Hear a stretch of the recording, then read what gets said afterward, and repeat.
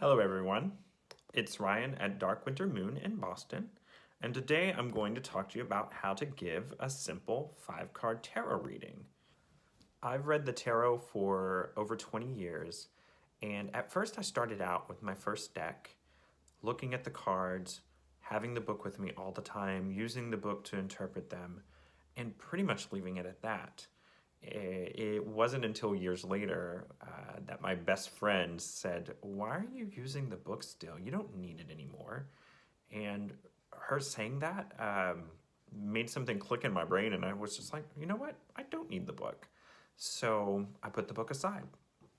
As soon as I did put the book aside, my intuition started to activate in a whole new way.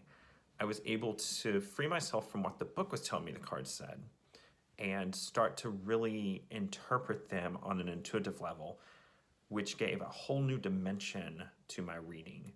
I started picking out things that were specific to the person I was reading for or myself instead of being caught in the framework of the rigid interpretation of the cards.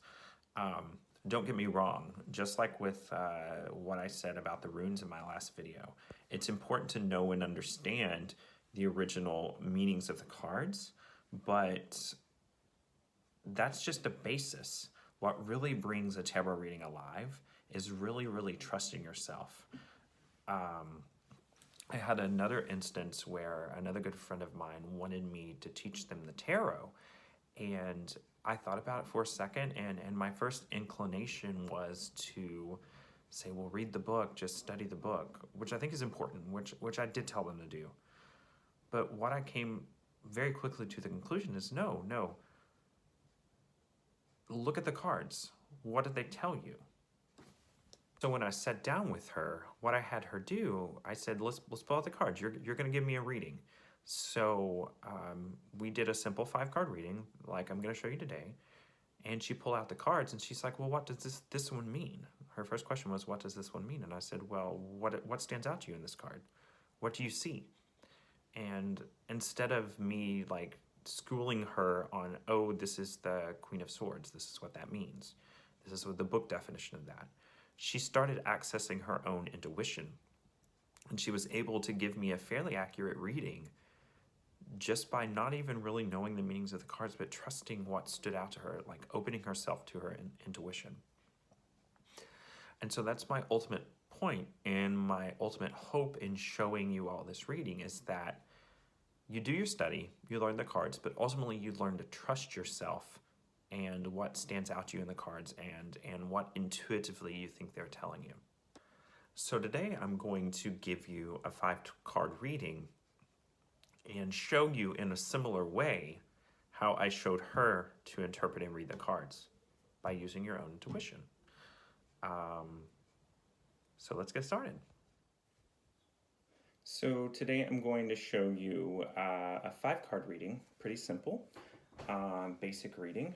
I'm going to use the Dreamer's Tarot, which is a really nice tarot deck that I first came across when I was in London, but I didn't want to haul it with me, so I found it when I got back to the States because I knew it was one that I wanted.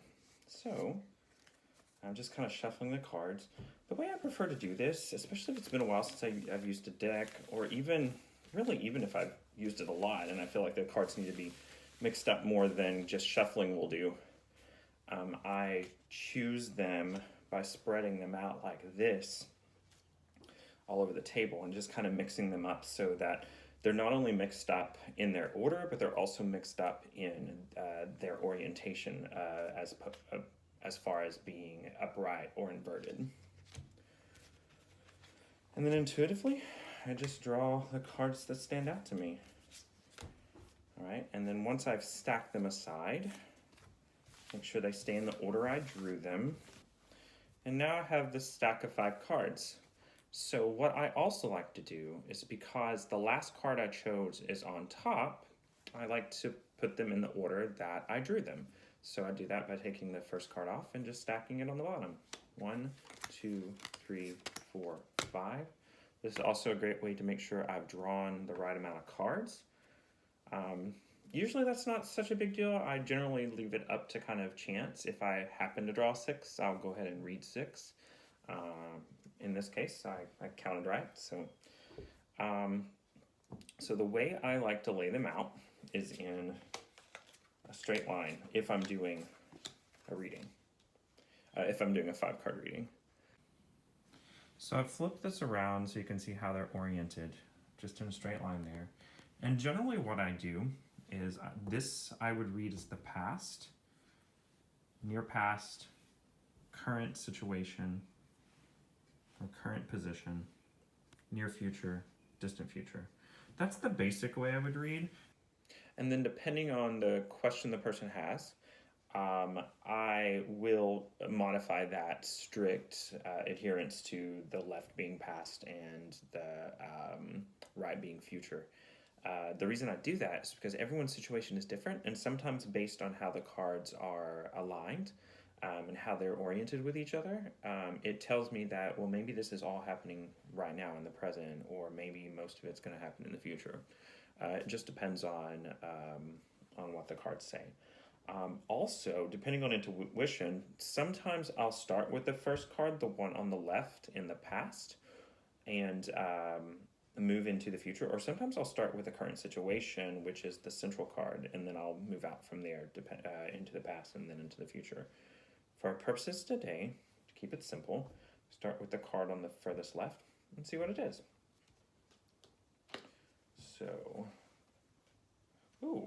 So this is the past. I strongly feel that in this case. This is also the Sun card. Normally the Sun is a really, really positive card. In this case, though, it was inverted. So it lets us know that maybe in some way the Sun was dampened or turned upside down. Maybe we didn't allow it to come into our lives. So I feel like this one is an event in the past that seemed really terrible, and maybe we didn't fully appreciate how good the situation actually was. Yes, there were some terrible things that happened, but the silver lining, or the things that come out of it, turn out to be really positive. That would be my first intuitive guess on this one. So also what I like to do is, what stands out in this card to me? The flowers do. Again, that's the idea of something flowering, something seeding. So it's a positive. That stands out to me. Also, the person gesturing very sort of valiantly or grandiosely tells me that to me almost sounds or seems like the Magician card, which is someone taking the elements that they've been giving and working their chemistry and their alchemy on them and bringing something new into life. So at first glance, without looking at the other cards, what this card tells me is that there was a great potential in the past to doing something grandiose and powerful, as long as we're willing to look at the silver lining, as long as we're willing to analyze and see the positive things that came out of that event that might have on the surface seemed negative. All right, so let's see what the next card is. The Emperor. Interesting. So we've got the Emperor right here. The Emperor is also inverted. So what does that tell us? Let's see. And a lot of times what I have to do is look at the card and allow it to kind of speak to me. Sometimes that means looking through it. In this case, he seems really kind of distracted, like he's looking off in another direction.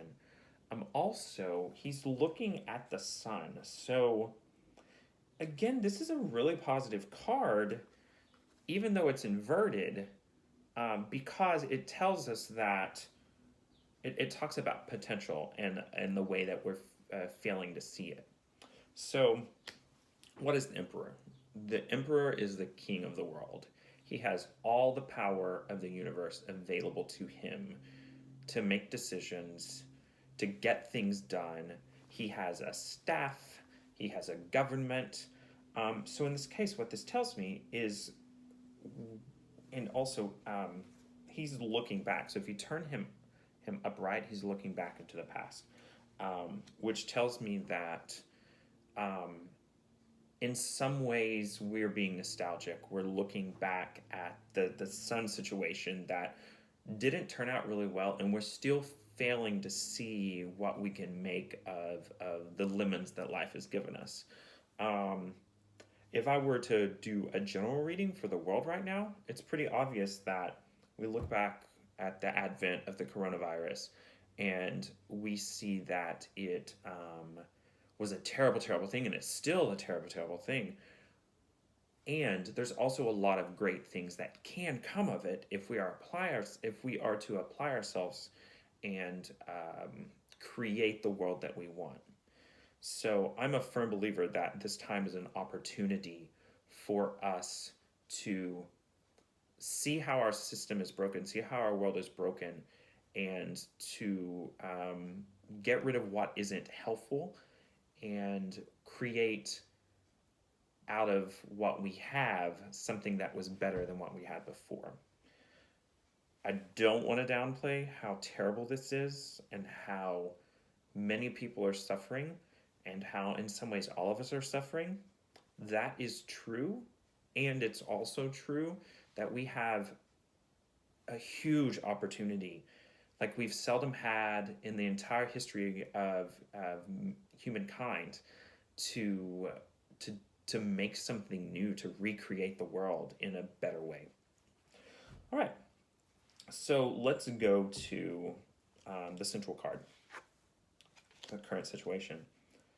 Somehow all of these have turned up inverted so far, which is not a bad thing necessarily. So what we have here is the Nine of Wands, and she's inverted. And so if you look at the nine, what's going on in the nine? So she is getting ready to put this last wand into the ground. And it's apparent that she's already placed the other 8. She's looking at the one. She's really thinking about it. She's like, this is the last one. I better make it good. Done all this work. It's been hard. But I am almost done with it. So, also, this is a wand which deals with the element of fire, deals with passion, willpower, the drive to get things done. So this is a very passionate person that has done this work and is placing this last wand. Nines, the number 9 in the tarot, stands for their penultimate, meaning they're the step right before the very end of a cycle. So this tells me too that the end of the cycle is coming. One more step and we're done. So what this tells me, taking all of that I've just said together and the inversion, is that again we're failing to realize the opportunity that's before us. We're failing to realize our own power to make change. We've done a lot of work. We've been doing things. It seems like maybe those things don't seem like they're making a difference. It's almost like we're going through the motions. I feel that for sure. In some ways, there's a bit of spinning of the wheels because I think we're still thinking about how the world used to be and expecting what it is right now to be how it was. And I think it's important to mourn what the world was before, to accept the current situation, and to move on. Because this card is inverted, we are standing unwilling to do that in some ways. The good news is, though, we've been fairly active. We've done a lot of work. We've been really, really actively creating in some way. But this attachment to what came before, with things maybe not working out how we hoped, with things not unfolding in the most positive of ways, we're not allowing ourselves to move forward. All right, let's see what the next card is. Ooh, very interesting. So our second major, or actually our third major arcana, which adds to the power of this reading, is the 10 that comes after that 9. It's the Wheel of Fortune. So the Wheel of Fortune, think about a game show. It's literally like you walk up, you spin the wheel, and what the wheel lands on is what you get. It could be bankruptcy, it could be $10,000. You don't know until you take the chance to spin the wheel, though. You take a gamble. Life is always a gamble. Now, connecting this with the other cards in the reading, especially the 9 that came just before it, we're at a 10, like I said. So this is the end of the cycle. So what that tells me, and this is also, first of all, the first card that's upright. It tells us that we have tremendous opportunity to create the world anew because everything is in flux. It's not set. In some ways, the slate is clean. It's been cleaned. And so the finalization of this cycle we found ourselves in is taking a leap of faith, which is not an easy thing to do. But it's better than standing in the same place, doing the same thing, hoping for different results. So it looks like to me that a time is going to come soon where this is going to start tying up and ending. And in some ways, we're going to have to be asked to take a leap of faith. We're going to have to be asked to step out with faith and willpower and passion and create with lovingness and kindness in the world. And hope.